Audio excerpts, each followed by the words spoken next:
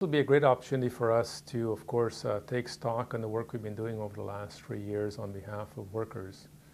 to advance their agenda. But more importantly, it's an opportunity for us to chart the course for the next 3 years, and every one of those delegates that are there get an opportunity to participate. Vancouver, of course, is not only a beautiful part of our country, but it's a beautiful city. To a large extent, we've got a very good mayor that's elected in Vancouver, who, in a large part, came about with a broad coalition, Labour and community, that worked to get him elected. And I think it's good for people to recognize, as they enter the city of Vancouver, to recognize what role that mayor and his council have been playing to build a quality of life for working people. One of the workshops that we have planned will be pretty early in the discussion is to look at the image of the labour movement and what we can do to reshape that, given the attacks that we've seen on workers in the United States, but also what we've seen in our own country. And this is a very, very important, I think, a challenge for all of us to deal with.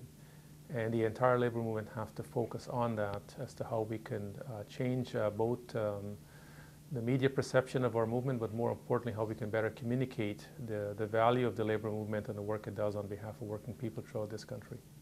Well, you know, we have done such a wonderful job on representing our members, and too often than not,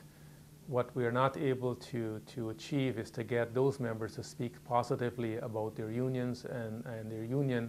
as a vehicle for change. And if we're going to improve the representation of workers that should be covered protected by unions, we need that silent majority to start to speak up and to speak loudly and clearly about the benefit of unionization, but also the benefit of the work we do on a daily basis to improve the lives of our members at the community level. And I'm hoping that what delegates will recognize that while the United States is fundamentally different than Canada in terms of its legal protection for workers and unions, that there are similarities to that pattern been repeated here by many provincial governments, sometimes municipal government, and to a large extent we've been able to prevent that from the federal government. But without a doubt, if this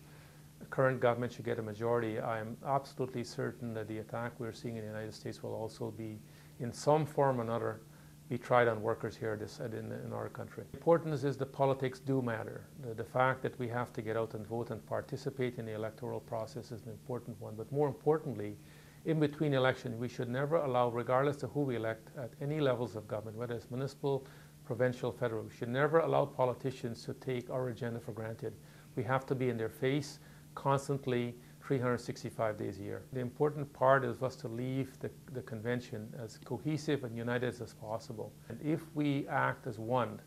there's no greater movement in this country than that voice. And I'm hoping at the end of the day, the debate that we engage in are ones that obviously will unite the labour movement at the end of the convention, and more importantly,